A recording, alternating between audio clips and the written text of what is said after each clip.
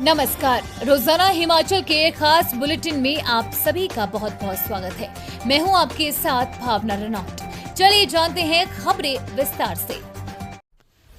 हिमाचल पथ परिवहन निगम नालागढ़ डिपो ने ईमानदारी और जिम्मेदारी का एक अनुकरणीय उदाहरण पेश किया है। दिल्ली से संबंध रखने वाले एक युवक का पर्स जिसमें 5,000 रुपए नकदी थी, करीब 5 महीने पहले नालागढ़ डिपो के एक बस में छूट गया था। इस पर्स को बस के चालक और परिचालक ने नालागढ़ बस अड्डा प्रभारी एवं मुख्य निरीक्षक फतेह मोहम्मद को सौंप दिया था। चीफ निरीक्षक फतेह मोहम्मद ने बताया कि ये पर्स उन्हें 5 महीने पहले चालक परिचालक द्वारा सौंपा गया था। उन्होंने इसे सुरक्षित संभाल कर रख लिया था ताकि जब भी संबंधित यात्री आए तो उसे वापस सौंपा जा सके।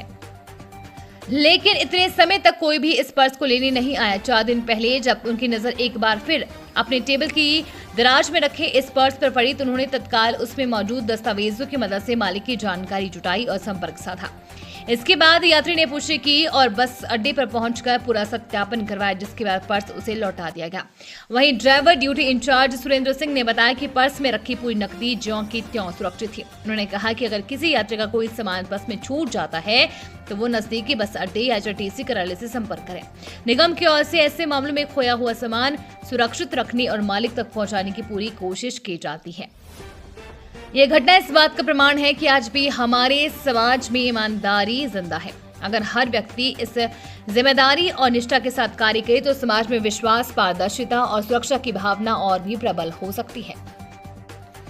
शुरीली मेले में मां के 50,000 सिक्कों का प्रसाद मुस्लिम समुदाय भी करेगा स्वागत। सुरन में आयोजित होने जा रहे राज्य स्तरीय शुरीली मेले की तैयारियां जोर शोर से चल रही है।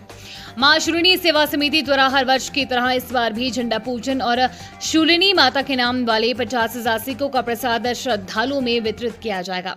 इस प्रसाद के लिए आज शूलिनी पीठ में विधिवत पूजन संपन्न हुआ। समिति के प्रधान मंजुल अग्रवाल ने बताया कि प्रसाद मेले के तीनों दिनों शुक्रवार, शनिवार और रविवार को शूलिनी माता के भक्तों में वितरित किया जाएगा। मेले में आने वाले हर श्रद्धालु को ये सिक्का मां के आशीर्वाद से स्वरूप भेंट किया जाएगा। इस बार मेले की खास बात यह है कि नगर भ्रमण के दौरान माता की डोली पर मुस्लिम समुदाय के लोग मौलूद पर फूल बरसाकर स्वागत करेंगे। प्रदेश में ड्राइवर क्लर्क बनने के लिए होड़, एक पद के लिए सैकड़ों दावेदार। हिमाचल प्रदेश में जिला कचहरियों में चालक और क्लर्कों के पदों के लिए बड़ी संख्या में आवेदन आए हैं। क्लर्कों के पद नियमित और कॉन्ट्रैक्ट आधार पर भरे जा रहे हैं, जबकि चालकों की नियमित भर्ती की जा रही है। बेरोजगारी का आलम यह है कि चालक के महज 6 पदों के लिए 5,689 अभ्यर्थियों ने आवेदन किया है। एक पद के लिए 948 युवाओं में मुकाबला है। इधर क्लर्कों के 63 पदों पर भर्ती की जा रही है। इन पदों के लिए भारी संख्या में आवेदन पहुंचे हैं। इन पदों के लिए 49,088 अभ्यर्थियों ने आवेदन किया है। एक पद के लिए 789 अभ्यर्थी दौड़ में है। क्लर्क के 49 पद नियमित आधार पर भरे जा रहे हैं। बाकी पदों को अनुबंध के आधार पर भरा जाना है। क्लर्क के पद के लिए योग्यता स्नातक पास रखी गई थी। 28 नवंबर 2024 को पदों को विज्ञापित किया गया था। चालकों के पद के लिए योग्यता 10वीं पास थी। अब हिमाचल प्रदेश उच्च न्यायालय ने ड्राइवरों और क्लर्कों के स्क्रीनिंग टेस्ट का शेड्यूल जारी कर दिया है।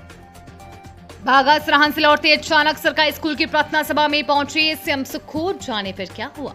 मुख्यमंत्री सुखविंदर सिंह सुक्खू बुधवार को अपने बागा सराहन दौरे के समापन के बाद जब अपने अगले पड़ाव की ओर रवाना होने वाले थे तो उन्होंने अचानक सरकारी स्कूल की प्रार्थना सभा में पहुंचकर विद्यार्थियों का औचक निरीक्षण कर सबको चौंका दिया। मुख्यमंत्री ने विद्यार्थियों से सामान्य ज्ञान के सवाल पूछे और बच्चों की बौद्धिक क्षमता की परख की। वहीं प्राथमिक विद्यालय के विद्यार्थियों ने बड़ी ही समझदारी और आत्मविश्वास से सवालों के जवाब दिए, जबकि 10वीं तक के वरिष्ठ विद्यार्थियों के उत्तर संतोषजनक नहीं रहे। इस पर मुख्यमंत्री ने स्कूल के प्रधानाचार्य को सुझाव दिया कि विद्यार्थियों को नियमित रूप से सामान्य ज्ञान पढ़ाए ताकि उनका समग्र विकास हो सके। इस दौरान मुख्यमंत्री ने स्कूल की अवस्थापना को देखते हुए प्राथमिक विद्यालय के लिए नए भवन निर्माण की घोषणा भी की। हिमाचल हाईकोर्ट का फैसला, विधवा बहू के पुनर्विवाह पर बेटे के माता पिता होंगे पारिवारिक पेंशन के हकदार। हिमाचल प्रदेश हाईकोर्ट ने एक महत्वपूर्ण फैसला सुनाते हुए विधवा बहू के पुनर्विवाह पर बेटे के माता पिता को पारिवारिक पेंशन का हकदार करार दिया है। हाईकोर्ट ने विधवा बहू की दूसरी शादी होने पर सास ससुर की ओर से 24 साल बाद फैमिली पेंशन के लिए दायर याचिका को स्वीकार कर लिया है।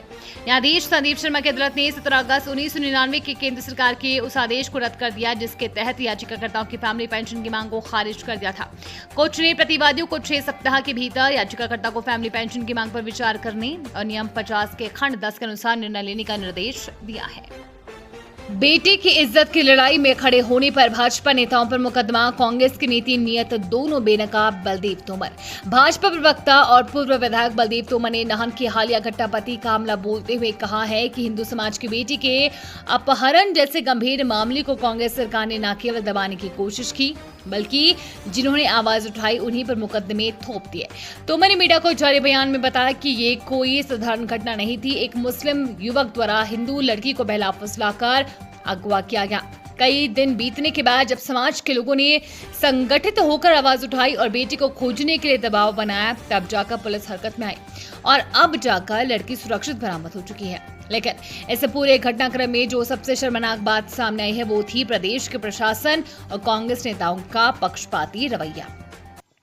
बलदेव तोमर ने कहा कि भाजपा प्रदेश अध्यक्ष डॉक्टर राजीव बिंदल और पूर्व मंत्री सुखराम चौधरी ने मौके पर पहुंचकर केवल एक पीड़ित परिवार और आक्रोशित जनता की भावनाओं को दिशा देने का काम किया ताकि स्थिति शांतिपूर्ण बनी रहे। लेकिन कांग्रेस सरकार ने इन्हीं दोनों नेताओं पर हत्या के प्रयास की धारा 307 जैसी संगीन धाराएं लगाकर यह साबित कर दिया कि वो पीड़ित के साथ नहीं, अपराधियों के साथ खड़ी है। प्रदेश में मानसून से पहले की बारिश ने लोगों को गर्मी से राहत दी है। बीते 24 घंटों के दौरान प्रदेश के कई क्षेत्रों में अच्छी वर्षा दर्ज की गई है। सबसे अधिक बारिश रायपुर मैदान में 130.2 मिलीमीटर दर्ज हुई है। इसके अलावा बालद्वारा में 62 मिलीमीटर, बीबीएमबी में 58 मिलीमीटर, ओलिंडा में 55 मिलीमीटर, कसौली में 52 मिलीमीटर, शिमला में 42.7 मिलीमीटर बारिश दर्ज की गई है। बारिश के चलते कई इलाकों का मौसम सुहावना हो गया है। वहीं ऊंचाई वाले स्थानों में तापमान में गिरावट दर्ज की गई है। मामले को मुद्दा बनाकर जनता को भड़का रहे भाजपा नेता, दो समुदायों में घृणा बढ़ाकर राजनीतिक रोटियां सेकना ठीक नहीं। हर्षवर्धन। हिमाचल सरकार में उद्योग मंत्री हर्षवर्धन चौहान ने कहा कि सिरमौर की घटना दो परिवारों के बीच का मामला थी। दो परिवार के बच्चे लापता हुए, इसके बाद परिवार के लोग चिंतित हैं और पुलिस इस मामले में कार्रवाई कर रही थी। लेकिन भाजपा प्रदेश अध्यक्ष राजीव बिंदल और पूर्व मंत्री सुखराम चौधरी समेत कुछ भाजपा नेताओं ने इस संवेदनशील मसले को मुद्दा बनाने और जन भावनाओं को भड़काने का काम किया। भाजपा नेताओं ने धरना प्रदर्शन किया और पुलिस के साथ भी संघर्ष हुआ। हर्षवर्धन चौहान ने कहा कि बच्ची 18 साल की है और लौटकर कोर्ट में बयान दे चुकी है कि दोनों घूमने गए थे। उन्होंने कहा कि राजनीतिक लोगों को ऐसे संवेदनशील मामलों में सोच समझकर बयानबाजी करनी चाहिए। खासतौर पर अपनी राजनीतिक रोटियां सेकने के लिए दो समुदाय हिंदू मुस्लिम के बीच घृणा फैलाना उचित नहीं है। This bulletin is sponsored by Brijeshwari institute of hotel management, Khurkadi. उम्मीद है आपको आज का बुलेटिन पसंद आया होगा। इसी के साथ हिमाचल की तमाम खबरों को जानने के लिए रोजाना हिमाचल के पेज को फॉलो, लाइक और सब्सक्राइब करना बिल्कुल ना भूलें। धन्यवाद।